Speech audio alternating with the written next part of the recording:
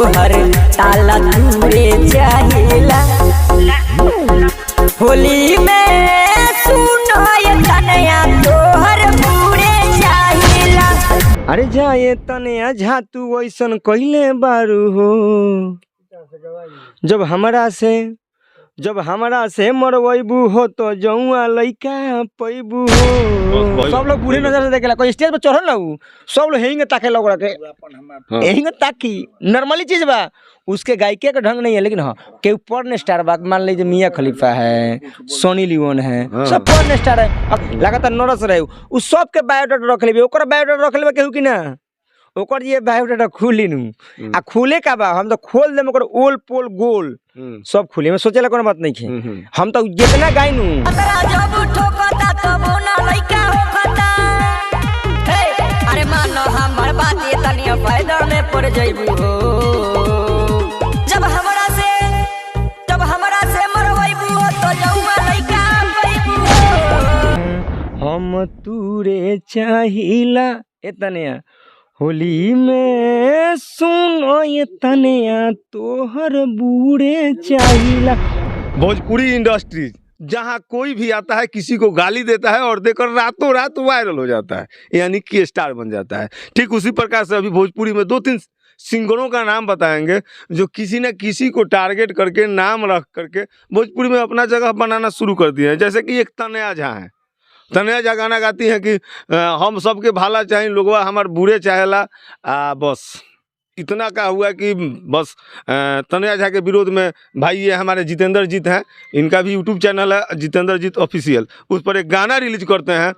क्या गजब का गाना है जिसमें तनया झा को पूरा टारगेट किए हैं, नाम तक भी रखे हैं। आखिर वजह क्या रहा कि इनको ऐसा गाना गाना पड़ा। और तनया झा का एक और गाने के बारे में हम आपसे जिक्र करेंगे कि सैया हमार कतनो ठोकेला फिर भी लइका ना होकेला, मैंने क्या कहें ऐसा तो गाना गाना। जितेंद्र जीत जी सबसे पहले आपका स्वागत है। नमस्कार प्रणाम। सूचना केंद्र सूचना केंद्र के जितना भी चैनल के दर्शक बा सबके हाथ जोड़ के प्रणाम बा। ए भैया सब लोग देखेला, कम से कम हमारा कहला से ना तई शंभू बाबा है जितेंद्र जीत एहू लोग के कहला से एक बार तो सब्सक्राइब करके शेयर लाइक फॉलो सब करी लोग महाराज। हाँ जितेंद्र जी एगो बात बताएं कि रुआ गाना अभी कोई नहीं होली के पहले तनी सा गाना हम चाहें कि सुना दी दर्शक सुने, ओकरा बाद हमरा से सवाल रही। अरे जाए तनिया झा तू ऐसन बरले बारू हो, वाह अरे केतना लोग के गेहूं तू लसरले बारू हो, तबे तोहर ताला हम तूरे चाहिला। ए तनिया होली में सुनो ये तनिया तोहर बूढ़े चाहिला। हम ओकर भाला नहीं के चाहते नहीं, ओकर बूढ़े चाहते नहीं। ऐसे कि भोजपुरी में गंद माने रुआ लोग माने गाना सुनले हो हम तो रुआ लोग के बतावे के ना पड़ी, माने एमे समझैला के कोनो जरूरी नहीं के ब्यास एक मिनट ब्यास तनया झा के कहां तक कहतर। सही एक बात बताएं कि हम सुन ले बानी कि अगर कोई के देह पर पाक लग जाए तो पानी डाल के धोवल जा सकेला कि जरूरी बा कि पाकी से ही धोवाई ना उ धोवाई ना धोवाई ओकरा माने ओकरा अंदर उ गुने नहीं खे कि धोवाई। देखिए क्या बताएं मतलब सोशल मीडिया पर बने रहने के लिए ये तो आम बात है, गाना में अश्लीलता डालना तो ये आम बात है। कोई भी ऐसा गाना नहीं है जो गाना मतलब कोई अगर कहे कि ये दुअर्थी गाना नहीं है, अश्लील मुक्त गाना नहीं है, सब में होता है और होना भी चाहिए। नहीं होगा तो चलेगा ही नहीं, कोई सुनबे नहीं करेगा। और बात बता दे रहे हैं जो ये तनियावा गावल छोड़ दिन असली तो ये हम बहुत बने ओकरा अपोजिट गाना ना गाम, निमन गीत गाओ ना, लेकिन ओकर मुंह बंद करावे खातिर निमन गावे खातिर इन्होंने गाया कि तनया के सब लोग भला चाहता, हम भला चाहता नहीं, लोग उनको बुरे चाहता। उ गइले भी हम गइले ठीक बा। फिर तनया झा के एगो गाना कोनो कंपनी पर रिलीज भइल गाना बाटे कि भातार हमार कतनो ठोकेला फिर भी लइका ना होकेला। बताइए इस गाने के लिए क्या कहिए। ठोकता को हमरा ठोकवाला लइका जौआ पाली उहो गइले बानी, उहो गीत गइले बानी। देखिए ओकर जितना गीत आई नु सबके ओकर हम जवाब। अच्छा तो माने जौआ लइका आला तनी सा गाना इहो गा दी यही लोग ले बताइए। अरे तोर भातारा जब ठोकता तबो ना लइका होखता, तोर भातारा जब ठोकता तबो ना लइका होखता। अरे जाए तनया झा तू ऐसन कइले बारू हो, जब हमरा से मरवैबू हो तो जौआ लइका पैबू हो। बस बस बस बस, इससे आगे तब तो गड़बड़ हो जाएगा, मतलब मत पूछिए। हाँ, मेरे कहने का मतलब ये है कि अगर तनया झा जी आप तक ये वीडियो पहुंचता है तो प्रयास कीजिएगा कि ऐसा ना हो। चिन्हती है हमरा के ऊ, हाँ? चिन्हती है, कैसे जान पहचान है? जान पहचान ना हो, लेकिन जेकरा लग रहती है खाती है नु, ओकरा के ढेर दिन समझाना तनी है। ओकरा से बात विचार ना होला, झगड़ा चलेला। अच्छा, हां, झगड़ा तो झगड़ा चली तो ओकरा के यही लगाए ना ओकरा झगड़ा चलेला, लेकिन रहल बात की उ जन लग रहती है, सुतती है, खाती है। अच्छा, उ हमारा वीडियो करे पैसा ना देले रहे। अच्छा, एगो वीडियो में लाइव है के बेबी काजल कोई सिंगर है, बड़ा अच्छा सुंदर चेहरा है, बहुत सारे लोग दीवाने भी हैं। सुनिए ना एक मिनट, मेरा सवाल पूरा करने दीजिए। बहुत सुंदर चेहरा है और बहुत ज्यादा चाहने वाले लोग भी हैं। उस लड़की को तनया जहाँ लाइव आ करके कहती है कि छोटू छलिया का 6 महीना के बेटा तोर गिरावल गई, लड़का गिरावल गई, ये में कहाँ तक सच्चाई बा? जब तनया झा को आप जानते हैं, वो पहले नरस रहे नु, वो जानत रहे कहीं गइल हो तो करैले होई। अच्छा, मैंने तनया झा नर्स थी पहले ओकरा बात से लागत ना के लागत नरस रहे। उ सब के बायोडाटा रख लेबे, ओकरा बायोडाटा रख लेबे केहू कि ना, ओकर ये बायोडाटा खुली नु, आ खुले का बा हम तो खोल देम, ओकर ओल पोल गोल सब खुली। मैं सोचेला कोनो बात नहीं है, हम तो जितना गाय नु ओकर हम गाय। मैं तो कहिया पोलवा खुली, पोल तो खुलते बा धीरे धीरे नु, कि हमरा ठोकवा ले जो लइका पाल ले।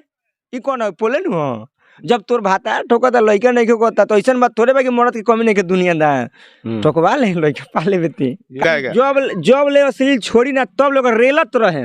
ई इतिहास का बा, ये बाजन लिए तोरा से पहले हम स्टार हैं, जाना करते ना गाओ थकबे नु तार 5-5 मिलियन व्यूअर्स बा, जाके देख लिए।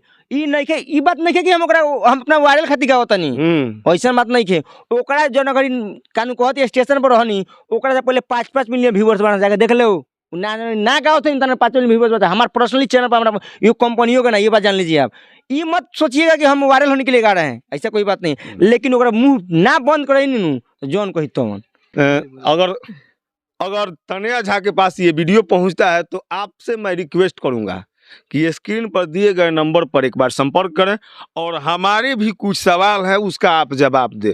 अक्सर आप मीडिया में आकर के सोशल मीडिया पर अनाप शनाप बकती हैं, कहती हैं कि मैं अश्लील नहीं करती हूँ, लोग मुझसे ज़बरदस्ती अश्लील करा लेते हैं। हम कंट्रोवर्सी करना नहीं चाहते हैं, फिर भी कंट्रोवर्सी हो जाता है। दूधा का दांता टूटल बाबे तो ओकर कहा जबरदस्ती के मुंह में हो रहा है।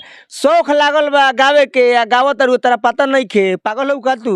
और आप अपने दिल पर हाथ रख कर एक बार विचार जरूर कीजिएगा कि आप अश्लील गाती हैं कि नहीं गाती हैं। तो वही अश्लील तक गावत है कि हम बीड़ा उठा लेने के 2-4 गो रेली हम कहता नहीं आपके चैनल से माध्यम से करेंगे। जहिया गावल बंद कर दिनू अपना माँ कसम कहता नहीं कि हम गावल छोड़ दें, मैंने गावल का मैंने अश्लील गावल छोड़ दें। हाँ, चलिए देख आपके सामने इन्होंने कहा करी तहिया इन्होंने संकल्प लिया है कि जिस दिन वो अश्लील गाना बंद कर देगी उसके बाद हम अपना अश्लील गाना या उसके ऊपर गाना बंद कर देंगे। ओकरा खातिर हम स्पेशल गइले रहनी है कि माने कचरा मजाक रख ले भी हमनी के साफे सुथरा गाना गइले बनी, जैसे थोड़े बा हमर 2-2 मिलियन 3-3 मिलियन व्यूअर्स बा, ओकरा गावे के जन जाना करी सारा कहां रहत होई ताने 5-5 मिलियन हमर व्यूअर्स बा हमर चैनल के। हमरा भैया के गाना सुने खातिर फेसबुक पर जितेंद्र जीत, यूट्यूब पर भी जितेंद्र जीत रुआ जाके सर्च करके यहाँ के पेज और यूट्यूब चैनल पर देख सकत नहीं, एक से एक धांसू गाना बा भोजपुरी। अभी तो कंट्रोवर्सी खातिर भाई मैंने पूरा एकदम भोजपुरी के बीड़ा उठा ले बनी कि हम अश्लील मुक्त बना दें। ना अश्लील मुक्त सब लोग नहीं गावता, लेकिन ऊ गावत माने जे भी गावता ओकरा खातिर गावत है, बहुत ज्यादा गावत है। ओकर गावत है कहे के मतलब कि केहू बोलत नहीं खे तो मुड़ी पर चढ़ती है, मुतती है उड़ी। हां रहल बात की ओकरा स्टार हो के बाद स्टार तब माने बुझे कि ओकरा के नजर के कहीं प्रोग्राम में जाके बूढ़े साफ नजर से ना देखेला ओकरा के। सब लोग बूढ़े नजर से देखेला, कोई स्टेज पर चढ़ल ना सब लोग हेंगे ताकेला ओकरा के, हेंगे ताकी नॉर्मली चीज बा। उसके गायकी का ढंग नहीं है, लेकिन हाँ के पर्न स्टार बा, मान लीजिए मियां खलीफा है, सोनी लियोन है, सब पर्न स्टार है। अगर वो कहीं स्टेज पर जाएगी तो कौन नजर से देखेगा? ये नहीं रे रतिया ये नहीं। चलिए वीडियो में अपना प्रतिक्रिया जरूर दीजिएगा जितेंद्र जीत के प्रति और कमेंट करके जरूर बताइएगा कि ये हमारा प्रयास कैसा रहा। वीडियो को देखने के लिए बहुत बहुत धन्यवाद। आप देख रहे हैं सूचना केंद्र लोकल न्यूज, मैं जितेंद्र कुमार। मिलते हैं अगले वीडियो में, तब तक के लिए नमस्कार।